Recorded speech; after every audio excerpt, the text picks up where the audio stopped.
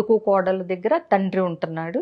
ఆయనకి భోజనం పెట్టేటప్పుడు ఆయన కొంచెం పెరుగేయమ్మా అంటాడు. చివరిలోకి వచ్చేసరికి పెరుగు లేదండి ఇవాళ అంటది ఆవిడ. ఆయన భోంచేస్తాడు, వెళ్ళిపోతాడు.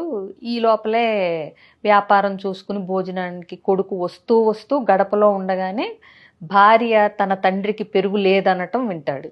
పెద్ద పట్టించుకోడు. భోంచేసి కాళ్ళు చేతులు కడుక్కుని వచ్చాక ఈ భార్య భర్త అంటే కొడుకు కోడలు భోజనానికి కూర్చుంటారు. ఆ క్రమంలో పెరుగు సరిపడా ఉండటాన్ని వీళ్ళిద్దరూ పెరిగేసుకుని తింటారు.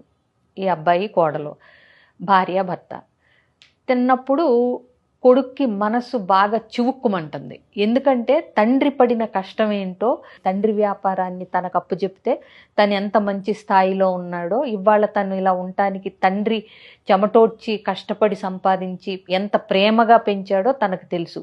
ఎందుకంటే ఇతని తల్లి చిన్నప్పుడే పోతే కూడా అందరూ రెండో పెళ్లి చేసుకోమంటే కూడా తన తండ్రి చేసుకోకుండా, వద్దు నా కొడుకుని సవతి తల్లి ఎలా చూస్తుందో అని చెప్పి తనే బాగోగులు చూసుకుని వ్యాపారాన్ని పైకి తెచ్చి పెళ్లి చేసి తన వ్యాపారాన్ని కొడుక్కిచ్చి చూసుకోమని చెప్పి తను ఇంట్లో ఉంటున్న తండ్రికి ఆఫ్టర్ ఆల్ భోజనంలో పెరుగు తినలేకపోతున్నాడు నా తండ్రి, నా భార్య ఇలాంటి మనస్తత్వంతో ఉంది అనేది చాలా బాధకు గురి చేస్తుంది అతన్ని. ఇప్పుడు వెళ్ళి డైరెక్ట్గా అడిగితే ఏదో చెప్తుంది కానీ యాటిట్యూడ్లో అసలు దృక్పథంలోనే మార్పు నా భార్యకి వస్తుందా రాదా, ఎలా నా భార్యలో మార్పు తీసుకురావాలని ఇతను తపన పడి ఆ రోజంతా అతను భోంచేసి కూడా వ్యాపారానికి వెళ్తాడు కానీ సరిగ్గా మనసులో ఉండదు. ఆలోచించి రాత్రల్లా నిద్రపట్టక ఆలోచించి ఒక ప్లాన్ వేసి భార్యని మార్చుకోవటం కోసం ఏం చేస్తాడంటే తెల్లవారుజామునే ఇంకా భార్య లేవదు వాళ్ళ నాన్నని తీసుకెళ్ళి 2-3 ఊళ్ళ అవతల తెలిసిన వాళ్ళు ఉన్న ఊర్లో ఒక మంచి ఇల్లు ఏర్పాటు చేసి అక్కడ తండ్రికి కావాల్సిన అన్ని సౌకర్యాలు అన్నీ సమకూర్చి ఒక వారం రోజులు మీరు ఇక్కడ ఉండండి నాన్నగారు, పని ఉంది, నేను తర్వాత చెప్తాను ఏ సంగతి, మీరు ఇక్కడ ఉండండి అని చెప్పి ఇంటికి వచ్చేస్తాడు. మామూలుగా ఉంటాడు. భార్య అడుగుతుంది, మామగారు కనిపించట్లేదు ఎక్కడికి వెళ్ళారంటే నాకు తెలీదు, నేను ఆఫీస్కి వెళ్ళి వస్తున్నానంటాడు. అయిపోతుంది. 4 రోజులైనా మామగారు రారు. భర్త కూడా ఆదుర్దా పడుతున్నట్టు నాన్న ఎక్కడున్నాడు అనుకుంటా ఉంటాడు. ఓ 4 రోజుల తర్వాత గుమస్తా వస్తాడు ఇంటికి, వ్యాపారంలో పనిచేసే గుమస్తా. వచ్చినప్పుడు ఏంటి అసలు మా మాంగారు ఆచూకీ తెలియట్లేదు, అసలు మీకన్నా ఏమన్నా వాకపు చేస్తున్నారా, తెలిసిందా అని అంటే, అదేంటండి మీకు తెలీదా, ఆయన 2 ఊళ్ళ అవతల ఆయన ఇల్లు తీసుకుని అక్కడ ఉన్నాడు, ఆయన పెళ్లి ఏర్పాట్లు చేసుకుంటున్నాడు సంబంధం చూసుకుని, అలాగే ఇప్పుడు ఈ ఇల్లు ఆయనదే కదా మీరు ఉంటున్నది, పెళ్లి చేసుకున్న తర్వాత ఆవిడ్ని తీసుకుని డైరెక్ట్గా ఇక్కడికే వస్తారంటే ఇంట్లో ఉంటారంట. సార్ కూడా వేరే ఇల్లు చూస్తున్నారు అద్దె కోసం, ఆయనకు కూడా నిన్నే తెలిసింది ఈ విషయం, చూస్తున్నారు, ఈ వ్యాపారాలన్నీ కూడా ఆయనే చూసుకుంటాడంట. ఇక మీరు ఈ ఇంట్లోంచి బయటికి వెళ్ళి మరి మీ ప్రయత్నాలు ఏవో మీరు చూసుకోవాలని సార్ కూడా టెన్షన్ పడుతున్నారని చెప్పేసరికి ఈవిడికి ఫ్యూజులు ఎగిరిపోతాయి. కోడలికి రియాలిటీ కనిపిస్తుంది ఆవిడికి.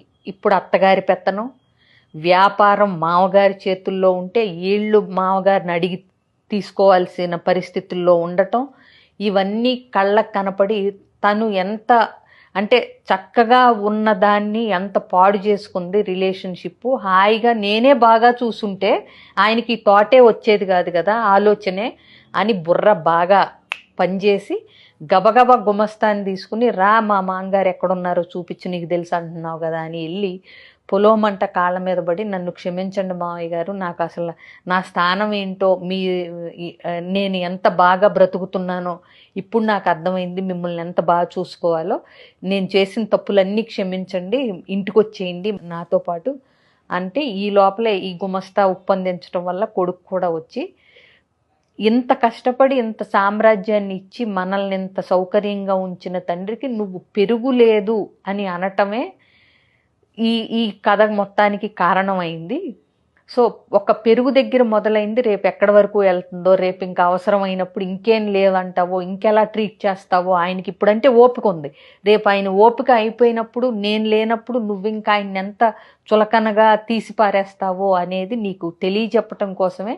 మామూలు మాటలతో చెప్తే నీకు అర్థమయ్యేది కాదు, అందుకని తెలియచెప్పటం కోసమే ఈ నాటకం ఆడాల్సి వచ్చింది, ఇది మా నాన్నకు కూడా తెలియదని రండని ఇద్దరు క్షమాపణలు అడిగి తీసుకుని వెళ్ళి చక్కగా పువ్వుల్లో పెట్టి చూసుకుంటారు.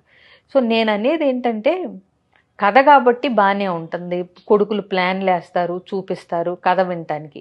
బట్ ప్రాక్టికల్గా అన్ని సందర్భాల్లో అంతమంది కొడుకులకి కానీ కూతుళ్ళకి కానీ ప్లాన్ వేసి దాన్ని సక్సెస్ చేసి మార్పు తీసుకురాగలిగిన అవకాశం ఉంటుందా లేదా? నేను అనేది కామన్ సెన్స్ ఉండాలి ఒకటి.